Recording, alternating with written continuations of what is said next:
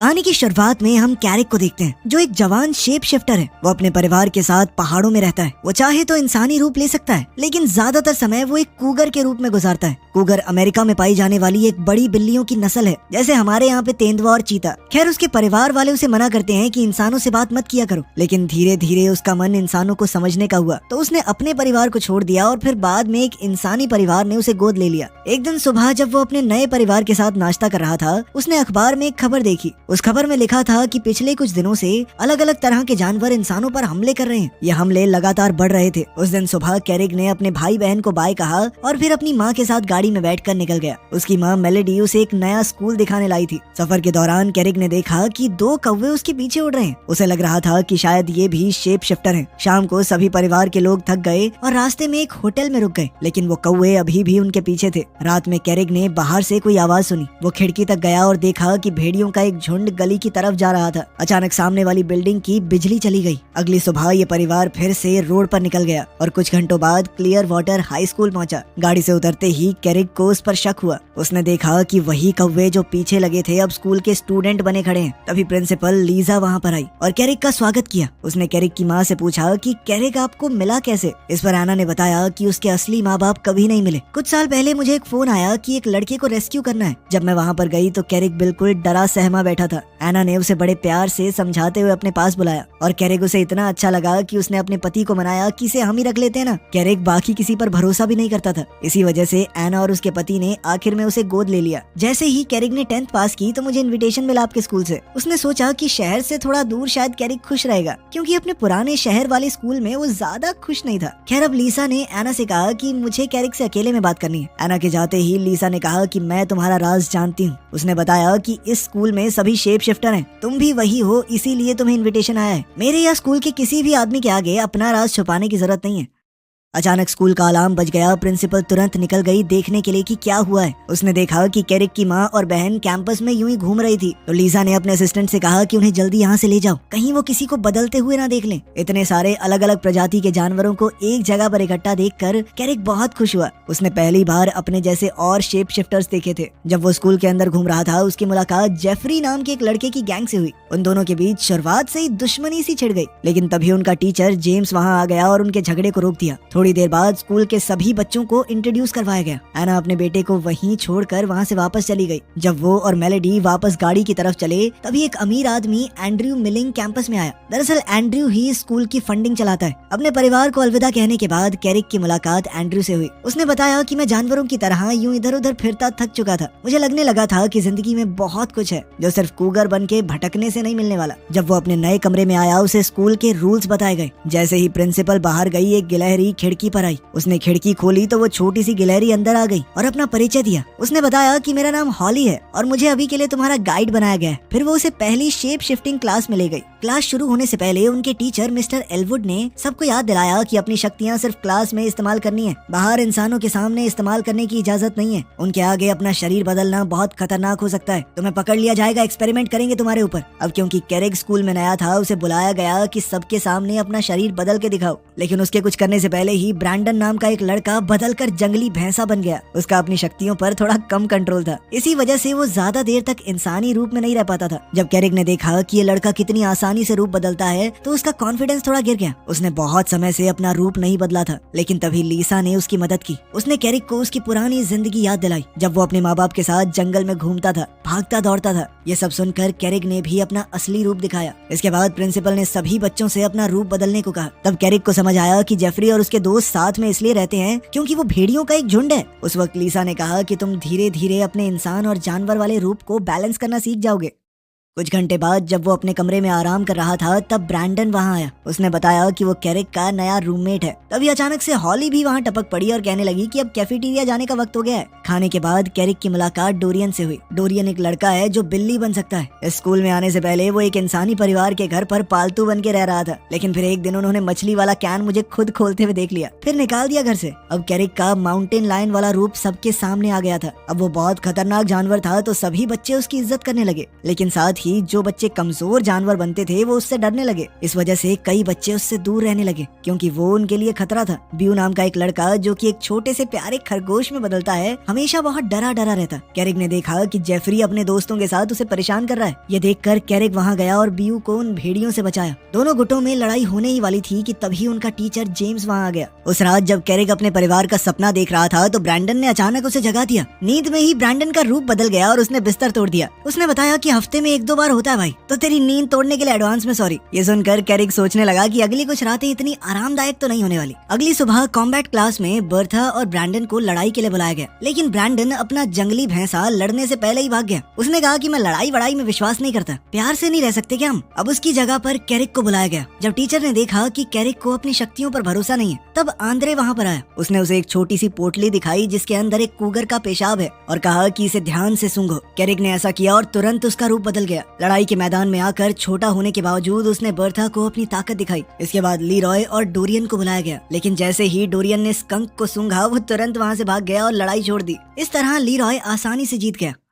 Class के आखिर में एंड्रयू ने कैरिक को बुलाया। उसने कहा कि मैं तुम्हें लड़ना सिखाऊंगा। उसने उसे वही पहले वाली पोटली देकर कहा कि आगे चलकर बहुत तरक्की करोगे तुम। जब जेफरी ने देखा कि स्कूल का स्पॉन्सर कैरिक पर ज्यादा ध्यान दे रहा है तो उसके मन में जलन उठी। उसने कैरिक को चुनौती दी कि अगर दम है तो 2 भेड़ियों से लड़के दिखाओ। जेफरी ने कहा कि अगर तुम जीत गए तो हम तुम्हें कभी तंग नहीं करेंगे। शाम को कैरिक अपने नए दोस्तों के साथ ट्री हाउस गया। उसने उन्हें बताया कि वो चुनौती ले चुका है। ये सुनकर ब्रैंडन तो चिंता में पड़ गया। उसने कहा कि अगर लड़ते हुए पकड़े गए ना तुम्हें स्कूल से निकाल देंगे। लेकिन कैरिक ने कहा कि एक बार शेर ने जो बोल दिया वो बोल दिया। जब हॉली समझ गई कि हम इसका मन तो नहीं बदल पाएंगे तो उसने कहा कि हम भी जितना हो सकेगा तुम्हारा साथ देंगे। ब्रैंडन ने कहा कि मैं भी देखने जाऊंगा कि कैसे तुम उन भेड़ियों के छक्के छुड़ाओगे। उस रात तीनों दोस्त चुपके से हॉस्टल से निकल गए। कैरिक ने अपनी जेब से वही पोटली निकाल कर सूंघी और अचानक बदल गया। जब वो उस जगह पर गया जहाँ लड़ाई होने वाली थी उसने पूछा कि वो कौन से 2 भेड़िए हैं जो लड़ेंगे, लेकिन तब जाकर उसे समझ आया कि उसके साथ तो धोखा हुआ है। 2 भेड़ियों की बजाय जेफरी और उसका पूरा झुंड उसके चारों तरफ आ गया। फिर भी कैरिक पीछे नहीं हटा। वो उन सबसे ज्यादा ताकतवर था, लेकिन भेड़ियों ने पीछे से हमला किया और सब मिलकर उसे गिराने लगे। अपने दोस्त को मुश्किल में देखकर हॉली ने ब्रैंडन को पहाड़ी से धक्का दे दिया ताकि वो रूप बदल कर लड़ाई में जा सके। ब्रैंडन ने भेड़ियों का ध्यान भटकाया और कैरिक ने हमला किया। तब जेफरी और उसका झुंड मजबूर होकर पीछे हटने लगे। अगली सुबह क्लास में जेम्स ने देखा कि कुछ बच्चे घायल हैं। उसने उनको मरहम पट्टी के लिए भेजा। जब उनसे पूछा गया कि चोट कैसे लगी तो सब अलग अलग बहाने लगाने लगे, लेकिन ये साफ पता चल रहा था कि उन्होंने रात को लड़ाई की है। प्रिंसिपल लीसा ने कैरिक को बुलाया थोड़ी पूछताछ के लिए, लेकिन उससे पहले ही एंड्रयू से अपने साथ ले गया। गाड़ी में चलते हुए एंड्रयू ने बताया कि मैं जानता हूँ कल रात क्या हुआ। उसने कहा कि एक असली माउंटेन लायन को अकेले ही सारे भेड़ियों को हरा देना चाहिए था, चाहे वो 4 हों चाहे 10। कैरिक ने बताया कि मैंने अपने परिवार को दरअसल छोटी उम्र में छोड़ दिया, इसीलिए मैं कभी शिकार करना सीख नहीं पाया। ये सुनकर एंड्रयू ने कहा कि मैं तुम्हें शिकार करना सिखाऊंगा, क्योंकि वो चाहता है कि कैरिक एक असली शिकारी बने। जब वो स्कूल वापस आए तो लीसा ने एंड्रयू को डांटा और कहा कि किसी भी स्टूडेंट को खास ट्रीटमेंट नहीं देना। फिर उसने कैरिक से भी कहा कि अगर यहाँ पर रहना है तो नियमों के हिसाब से रहना होगा। साथ ही प्रिंसिपल ने धमकी दे डाली कि अगर आज के बाद लड़ाई करते हुए पकड़े गए तो सीधा बाहर। लीसा के जाने के बाद हॉली और ब्रैंडन आए। उन्होंने पूछा कि क्या हुआ। तब कैरिक ने लू को जंगल की तरफ जाते देखा। वो तुरंत उसके पीछे गया। दोनों ने टीचर्स को बात करते सुना। वो कह रहे थे कि जानवरों के हमले इंसानों पर बढ़ रहे हैं, जो कि बहुत अजीब बात है। जानवर शहर में जाकर क्या करेंगे? जरूर इसमें शेप शिफ्टर्स का हाथ है। परेशानी ये है कि अगर इंसानों को उनके बारे में पता चल गया तो दोनों प्रजातियों का एक साथ रहना नामुमकिन हो जाएगा। इंसान जिस चीज को समझ नहीं पाते उससे डरते हैं और फिर वो उन्हें खत्म करने लग जाएंगे। इसीलिए अब लीसा और वुड वॉकर काउंसिल को एक प्लान बनाना है जिससे और हमले ना हो।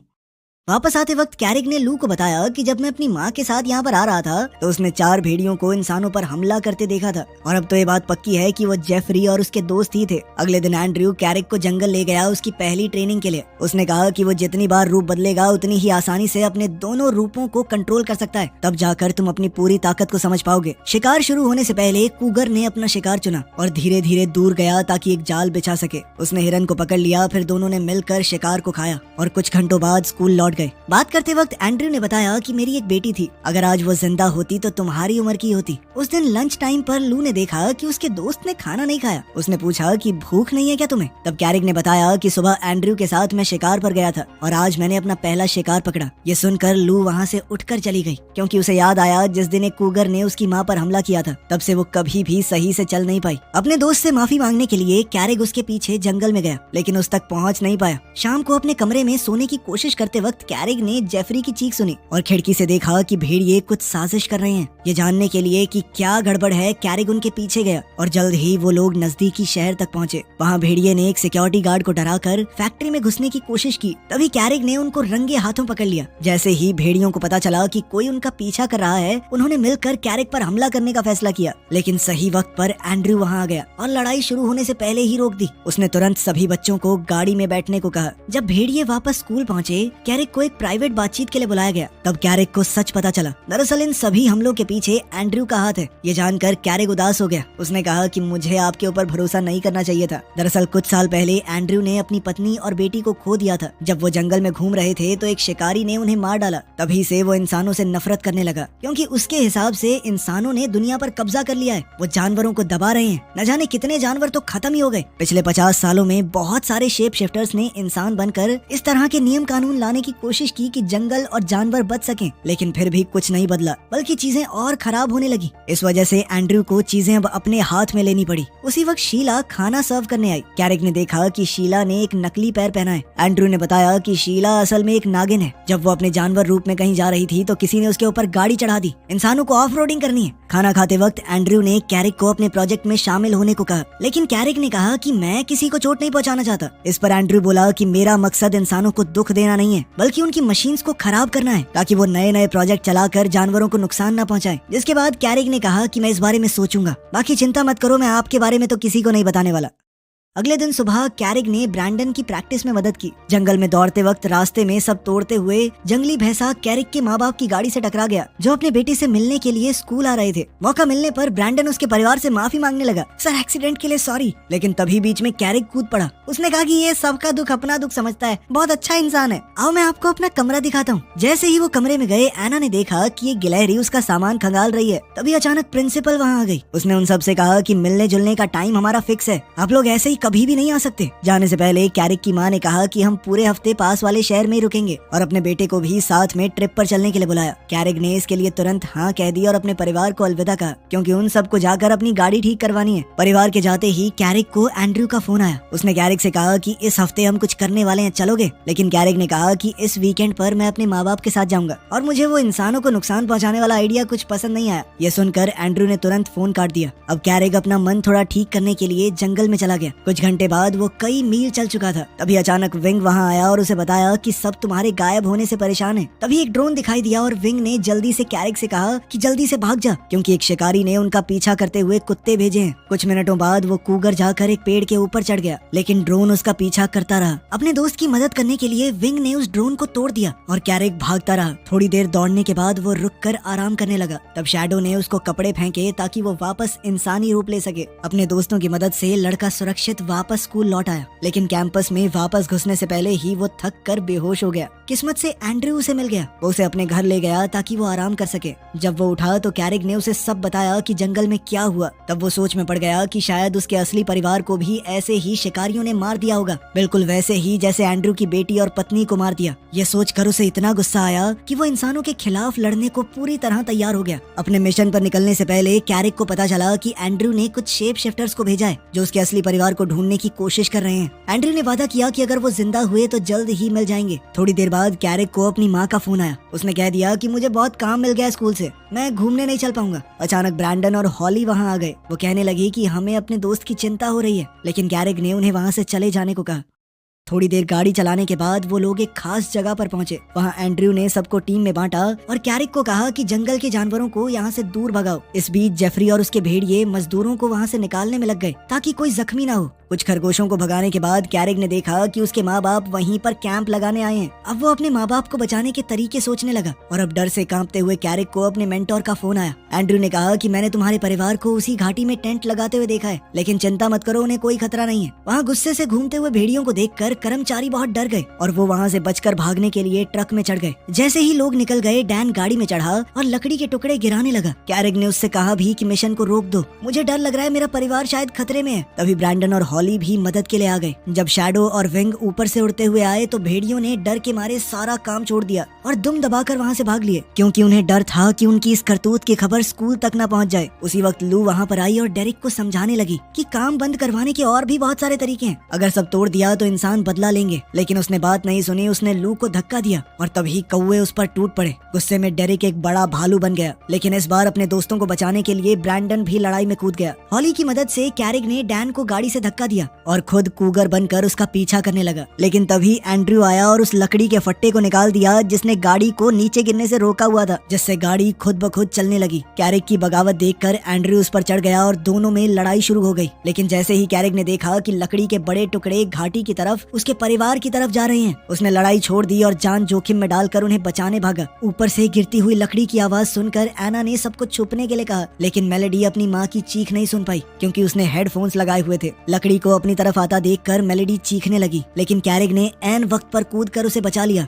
डर के मारे एना अपनी बेटी को ढूंढने निकली और जब मेलेडी को जिंदा देखा तो सुकून की सांस ली। मेलेडी ने कहा कि ये कूगर ने मुझे धक्का देकर बचाया है, लेकिन उसके पिता को उसकी बात पर यकीन नहीं हुआ। उसने सोचा कि उसकी बेटी डर के मारे कुछ भी बोल रही है। कुछ मिनटों बाद लू और उसके दोस्तों ने जंगल में कैरिक को बेहोश पाया और डर गए कि उनका दोस्त मर तो नहीं गया। लेकिन जैसे ही उस माउंटेन लायन ने अपनी आंखें खोली, सबको सुकून मिला। कैरिक तुरंत अपने परिवार को देखने के लिए दौड़ा कि वो ठीक तो हैं। तब एंड्रयू वहाँ आया और कहने लगा कि मैं पास ही में एक लड़के के साथ वॉक कर रहा था, तब मैंने ये एक्सीडेंट देखा। उसने तुरंत हेलीकॉप्टर बुलाया ताकि परिवार को हॉस्पिटल भेज सके। सब लोग सुरक्षित वहाँ से निकल गए। अपने माँ बाप को सुरक्षित जाता देख कैरिक गुस्से में आ गया। उसने कहा कि मैं प्रिंसिपल को बता दूंगा इसका असली जिम्मेदार कौन है। अपना राज छुपाने के लिए एंड्रयू ने कहा कि मैंने तुम्हारे असली परिवार को ढूंढ लिया है, लेकिन वो कहाँ है मैं तुम्हें तभी बताऊंगा अगर तुम वादा करो कि आज जो कुछ भी हुआ वो तुम किसी को नहीं बताओगे। अब कैरिक को ना चाहते हुए भी चुप रहना पड़ा। जब बच्चे स्कूल वापस पहुंचे तो सबने उनका हीरोज की तरह स्वागत किया क्योंकि उन्होंने इंसानों के साथ होने वाले एक युद्ध को पहले ही रोक दिया था।